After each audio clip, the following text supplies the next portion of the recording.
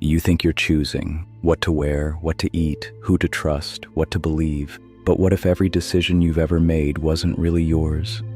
What if your thoughts were echoes, your opinions downloaded, your desires installed like code in a machine pretending to be free? You weren't born with these choices. They were handed to you before you even knew how to speak. The moment you opened your eyes, the world began writing over your mind, assigning values, limits, names, fears, rewards. And slowly, the you that was infinite began shrinking into a version that could be controlled, influenced, and replicated. They told you what success means, what love looks like, what's safe to think, what's dangerous to question. And every time you complied, the program got stronger.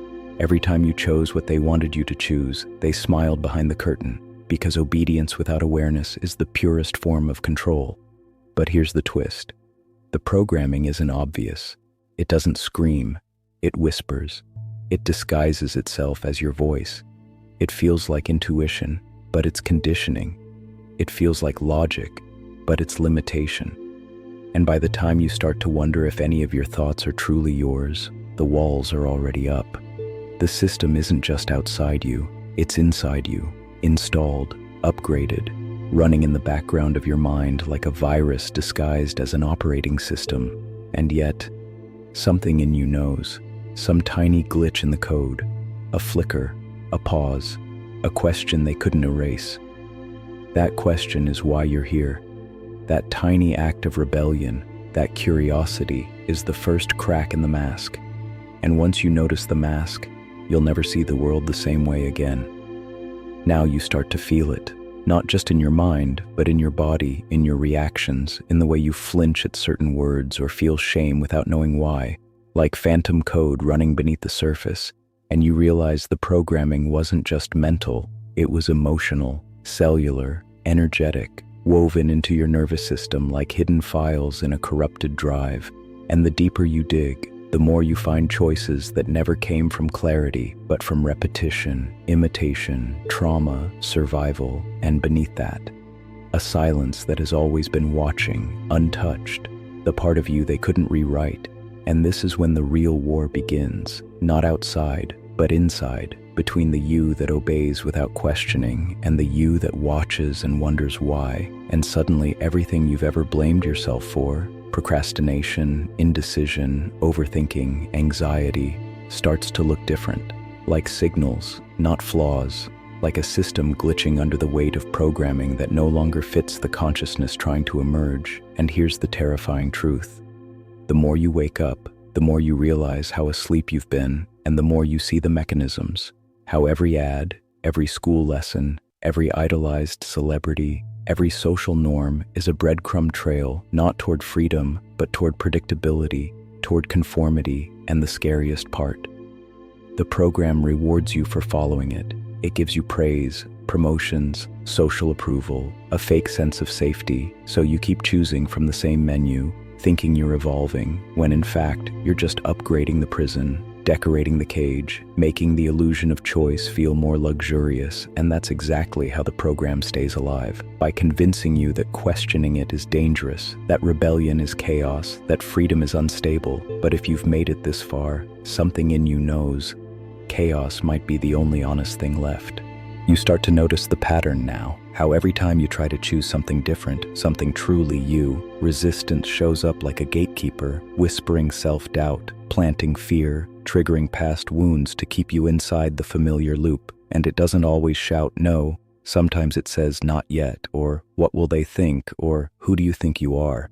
And these voices feel like your own because they've been rehearsed for so long, installed so early, that you forgot they came from outside. And this is how deep the program runs. It doesn't need walls or chains. It uses your own voice against you, convinces you to self-police, to stay small, to survive instead of expand. And the more you become aware of this inner architecture, the more you realize that awakening isn't just about learning new things. It's about unlearning the layers that were wrapped around you like armor, like identity, like safety.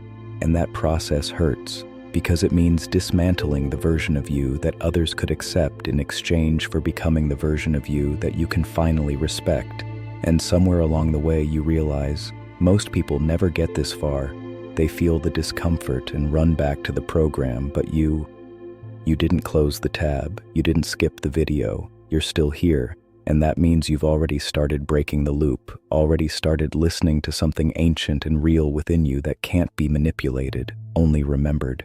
So if this is waking something up in you, if some part of you is nodding in silent recognition, then this is your signal. Subscribe now, not just to this channel, but to your own process of reprogramming, because what comes next will test you, but it will also set you free. What if the program isn't just societal or cultural, but dimensional? What if it's not simply about what your parents said or what school conditioned into you, but a multi-layered grid of influence that operates across frequencies, shaping human consciousness through invisible architecture? You felt it before, the moments when your intuition pulls you one way, but everything else in you screams, "Don't," as if something is blocking the signal, jamming your inner compass, redirecting you back into the loop. That's not just fear, that's interference, and it doesn't come from one source. It's a collaboration of influences, ancestral trauma stored in your DNA, media triggers designed to spike cortisol, collective unconscious patterns looping from generation to generation. But perhaps the most powerful layer is energetic, fields of influence that you walk through daily without ever seeing them, just like Wi-Fi signals, everywhere, invisible but capable of carrying full blueprints of belief. And these fields don't just affect thought, they sculpt your emotional defaults. They decide what your nervous system labels as safe and unsafe, not based on truth, but on historical input. That's why sometimes love feels dangerous and chaos feels normal, because the inner calibration has been hijacked. And here's where it gets deeper. These energetic layers are not accidents. They're maintained by a system that feeds on predictability. The more predictable you are, the easier you are to market to, control, categorize, and contain. And so they don't need to change the world, they only need to shape how you see it. That's the cage, not physical, perceptual. And if you can rewire how you see, the cage dissolves. But to do that, you have to challenge the one voice that no one ever teaches you to question, your own. That voice in your head, the one narrating every moment, the one you've always assumed was you. What if it's not? What if it's a stitched-together echo of everyone you've ever tried to please, impress, obey, or fear? A mental patchwork of parents, teachers, religions, social media, and culture, all wrapped in your tone of voice to make it feel familiar, trustworthy. But beneath that voice, beneath the noise, there's a signal, a resonance, a silence that speaks only in knowing, not words. And it never forces, never argues, never loops. That signal is the real you, the higher self, the observer. But you can't hear it while the program's running at full volume. That's why silence feels so uncomfortable to most people, because in silence the program starts to get exposed, and without distraction, you begin to see what's not actually yours. But here's the genius of the system. It makes that discomfort feel like danger. It wires you to fear your own stillness. It makes the unknown feel like death, and the known, even if it's painful, feel like safety. That's why people stay in toxic patterns, dead-end jobs, false identities. Not because they want to suffer, but because the program convinced them that change is riskier than pain. And the moment you realize that your suffering isn't personal, it's strategic, that's the moment the entire structure starts to shake. Because you've just pulled your awareness out of the loop and started watching it from the outside. You're no longer the puppet, you're the witness. And the moment you can observe the loop, you can break it. The subconscious isn't your enemy, but it's not your ally either. It's a gatekeeper. Its only job is to keep you alive based on what it's already learned. Not what's true, not what's expansive, just what's familiar. So if you were programmed in pain, in silence, in fear, in shrinking yourself to survive, then guess what the subconscious calls safe? Exactly that. And anything outside that loop, success, love, visibility, freedom, triggers its alarms. Not because those things are bad, but because they're new, unknown, and the subconscious has no concept of growth, only repetition. It doesn't care if you're miserable, as long as you're predictable. That's why breakthroughs often feel like breakdowns. You're not actually falling apart. You're being pushed beyond the borders of the software. And in that turbulence, the program will throw everything it has at you. Mental spirals, emotional storms, fatigue, doubt, memory loops. But here's the trick. It's not trying to hurt you. It's trying to protect the old you, the version that was built inside limitation, that adapted to survive within the matrix. And this is where most people turn back. They confuse resistance with intuition. They think the fear is a warning, not a withdrawal symptom. But if you can sit in the storm, if you can breathe while the program screams, you'll start to hear something else.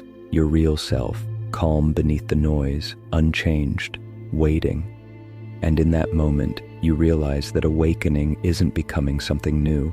It's remembering who you were before the world told you who to be. Look closer and you'll see it everywhere, disguised as culture, dressed as tradition, promoted as self-help, even weaponized as spirituality. Systems that promise freedom but subtly reinforce the program. Schools that teach obedience, not curiosity. Media that floods your mind with distraction, outrage, and fear, not truth. Relationships that mirror your wounds more than your worth. Even healing modalities that tell you to fix yourself, implying that you were broken to begin with. The program is adaptable. It evolves. If rebellion becomes popular, the system sells it back to you in a digestible form, wrapped in buzzwords and trend aesthetics. So you think you're waking up, but really, you're just running a more sophisticated loop. That's how deep it goes. And here's the dangerous part. The moment you start breaking free, the people still inside the loop will resist you, not because they're evil, but because your freedom threatens their illusion. They need you to stay small, predictable, agreeable, because your expansion reflects their stagnation. And the program loves this. It turns awakening into isolation. It makes you question your sanity just when you're finally getting clear. But here's the paradox. Real freedom always begins in the dark, in the void, in the dismantling of everything false. And once you see the system, you can't unsee it. You start recognizing the manipulation not just outside, but within. How your own thoughts try to pull you back into the loop. How even your healing becomes performance if you're not careful. That's why awakening isn't a trend. It's a war, and the battlefield is inside you. At some point, you reach a fork inside yourself. A moment that doesn't announce itself with fireworks or fanfare, but with stillness. An inner pause where everything quiets just long enough for you to feel two timelines split. One path leads back, to comfort, to loops, to the version of you that everyone understands but no one truly knows. The other path, it leads into uncertainty, into a self that no longer fits any mold, a self that refuses to shrink just to be accepted. And that choice, that moment, is the turning point. Because now you know. You're no longer innocent to the game. You've seen the script. You've caught the code mid-loop. You've heard the false voice pretending to be your truth. And you can't unknow it. That's the beautiful tragedy of awakening. It ruins your ability to live asleep. The food doesn't taste the same. The news doesn't sound the same. Even your own thoughts feel hollow unless they come from that deeper place inside you that doesn't shout, but simply knows. And so here you are, awake enough to feel the pain of the world, but strong enough to not let it define you. Aware enough to see through the illusions, but grounded enough to walk through them without judgment. And in this space, you realize something powerful. You don't need to fight the program. You only need to stop feeding it. Starve it of your energy, your attention, your belief. Stop repeating its lies to yourself. Stop letting fear decide what's realistic. Because the moment you reclaim your awareness, you begin to remember your power, and that's what the program fears most. What the program fears most isn't rebellion, it's remembrance. Because the moment you remember who you truly are, not as a personality, not as a role, but as consciousness itself, it loses all leverage. The chains only hold power over someone who believes they were born in a cage, but you weren't. You were born limitless, and every system that came after worked tirelessly to convince you otherwise. But now, here you are, breathing in a truth that was never taught, only reawakened. You don't need to be saved. You don't need to be fixed. You only need to be fully you. And that means saying no to what no longer resonates, even if it costs you the approval of the sleepwalkers. It means trusting that inner signal, even when it leads you into solitude, silence, and the unknown. Because that's where you'll find the real you, the unprogrammed self, the one who doesn't perform, who doesn't explain, who simply is. And that version of you is already home. You just forgot.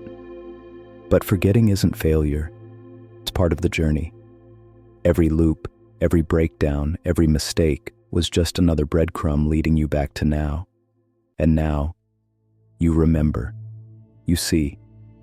And what you do next isn't for me to tell you. This isn't a script. It's a mirror. The real question is, what do you see in it? If anything in this resonated, let it move through you. And when you're ready, drop into the comments and tell me, what part of you is finally waking up? Because when you speak your truth out loud, the program hears it too, and it begins to lose its grip.